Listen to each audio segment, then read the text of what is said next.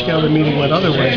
What answer do you have to those who felt they were stifled tonight and couldn't say it?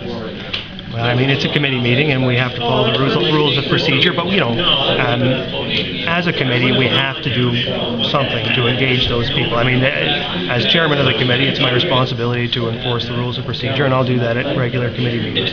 But beyond that, we have to find ways, less formal ways, different ways, online ways, every way you can think of to engage people and feel like they've been included. Yeah, it's unfortunate that some people felt the need to disrupt the meeting tonight. I think that's the wrong way to go about this, and I hope that we don't have a recurring theme of this. I think people can rest assured, based on what I've heard from this committee tonight and what I know myself, that this committee is going to do everything it can to engage people on this subject. And going forward, there's time. We have time. We have opportunity, and we have a great group of people around the table who all want the same thing, and we're going to get there. And I don't want this, this thing is, from my perspective, not going to turn into a big fight. We're going to proceed deliberately. We're going to proceed intelligently. We're going to follow our procedures, and then from there we're going to reach out, and it's going to work.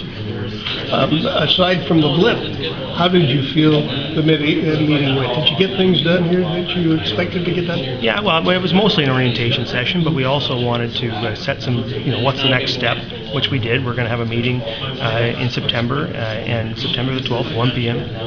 Date and time, date to be determined, or location to be determined, but we have a great committee. I think that was the thing that I got out of it most was, there's some people in this committee who are extremely impressive, and they care a great deal about the community, and they have a lot to offer, and so I'm really excited about working with them, and I think as time goes on, the community is going to find out too that they're a good group who are going to do some good work on our behalf.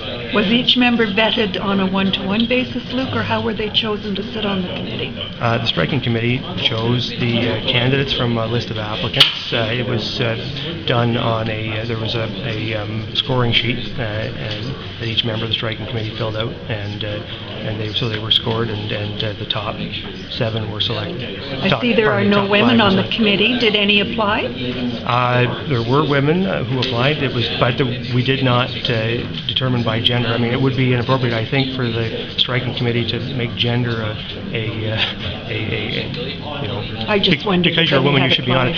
It was not planned at all. I would really have liked to see a woman on the committee, but we did this.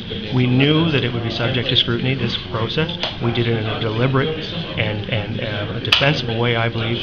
And yes, all men were selected. This was not by design, but by happenstance.